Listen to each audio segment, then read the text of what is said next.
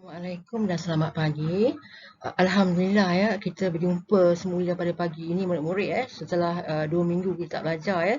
Kita akan berjumpa untuk sesi PDPR Sains yang seterusnya ya. Saya harap murid-murid 2S dan anak murid saya semua dah bersedia untuk kita sambung belajar walaupun kita tak bertemu di sekolah ya. Tapi saya janji ya, saya akan memberikan pembelajaran yang menyeronokkan. Kerana sains ni memang menyeronokkan ya. Okey, sebelum cuti dulu kita dah belajar tentang sumber cahaya. Jadi hari ini kita akan teruskan tentang topik cahaya iaitu gelap atau terang. So, murid-murid, mari kita refresh balik, kita ingat balik apa yang telah kita belajar sebelum cuti dulu, iaitu tentang sumber cahaya. Sebenarnya murid-murid ada 3 sumber cahaya: matahari, sumber cahaya yang paling utama, api dan lampu. Okey, mari kita lihat. Okey, pada waktu siang, matahari merupakan sumber utama. Matahari tidak kelihatan pada waktu malam. Kenapa? Kerana pada waktu malam, bumi membelakangkan matahari. Nanti murid-murid akan belajar di masa depan. Jadi pada waktu malam, kita tak dapat tengok matahari. Sebab tu keadaannya lebih gelap berbanding pada waktu siang. Kalau kita tengok ringkas di sini. Sumber cahaya pertama terdiri daripada matahari. Ini sumber yang paling utama, tak kita nafikan. Kerana matahari ini menerangi seluruh bumi pada waktu siang. Kemudian unggun api. Kalau kita nyalakan unggun api, kita mendapat sumber cahaya. Kemudian lilin, api lilin. Kemudian cahaya daripada lampu. Lampu ada banyak lampu. Macam yang ini contohnya lampu study. Kemudian yang ini daripada lampu suluh. Jadi saya rasa murid-murid dah faham tentang sumber cahaya. Kita ingat kembali, imbas kembali ya. Okey.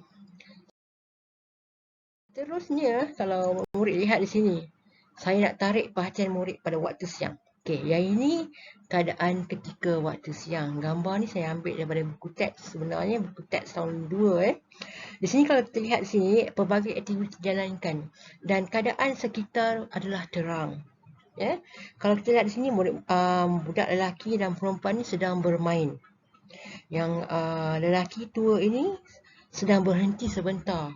Mungkin sebelum ni dia sedang membelah kayu api gunakan kapak. Kemudian lelaki ini sedang menuju ke kereta. Jadi pada waktu siang, cahaya terang. Jadi manusia di sini, kalau kita lihat di sini, murid, lelaki tua ni, lelaki ni tidak memerlukan cahaya yang terang. Kerana sekitar memang terang. Jadi mudah melakukan aktiviti. Sebaliknya pula pada gambar di sebelah. Tengok gambar di sebelah ni ya. Yang ini keadaan ketika malam. Ketika malam, ini mungkin ketika bulan puasa yang lalu sebab kita lihat ada lampu pelita dipasang keliling rumah. Kemudian lampu di keliling rumah pun dipasang, lampu lit lap ni. Keadaan menjadi terang tapi tidak seterang seperti waktu siang. Kerana pada waktu malam tiada cahaya matahari. So keadaan gelap.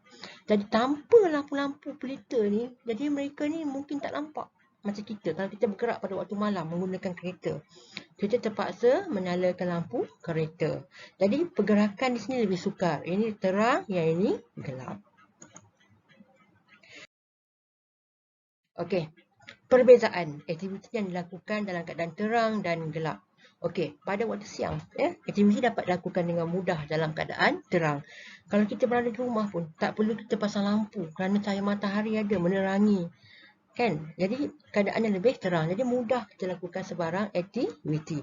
Tapi ketika gelap, contohnya malam lah yang paling mudah. Ketika gelap, kita sukar untuk melakukan sebarang aktiviti kerana keadaan gelap. Jadi kelas perbezaan di sini kita nampak. Kesimpulan kita lihat pada waktu terang aktiviti mudah dilakukan, manakala pada waktu malam aktiviti sukar dilakukan. Okey, kita tengok di sini. Assalamualaikum dan selamat sejahtera. Hari ini kita akan melakukan eksperimen untuk menguji sama ada objek boleh dilihat di dalam keadaan yang gelap ataupun di dalam keadaan yang cerah. Bahan-bahan yang kita perlukan ialah kotak dan lampu suluk. Untuk kotak, saya telah membuat 2 lubang, iaitu satu untuk bulat untuk masukkan lampu suluk dan satu lagi di atas kotak untuk dijadikan tempat untuk kita melihat. Dan di dalam kotak pula saya telah sediakan objek untuk kita lihat. Okey, caranya ialah saya akan melihat menerusi lubang ini untuk melihat objek di dalam. Untuk pertamanya kita akan mencuba tanpa lampu sulur. Okey, saya akan lihat sekarang. Berdasarkan pemerhatian tadi, saya tidak dapat melihat objek di dalam dengan jelas kerana tidak ada cahaya. Okey. Untuk seterusnya saya akan menggunakan lampu sulur. Saya akan masukkan lampu sulur di sini dan melihat objek lagi sekali. Okey. Pemerhatian saya ialah saya dapat melihat objek dengan lebih jelas kerana terdapatnya cahaya daripada lampu sulur ini.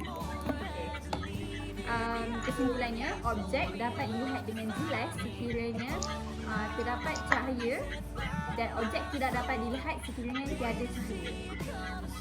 Sekiranya murid-murid mempunyai kelapangan untuk melakukan sendiri aktiviti ini, sila lakukan aktiviti ini dengan ibu bapa anda. Sekian, terima kasih.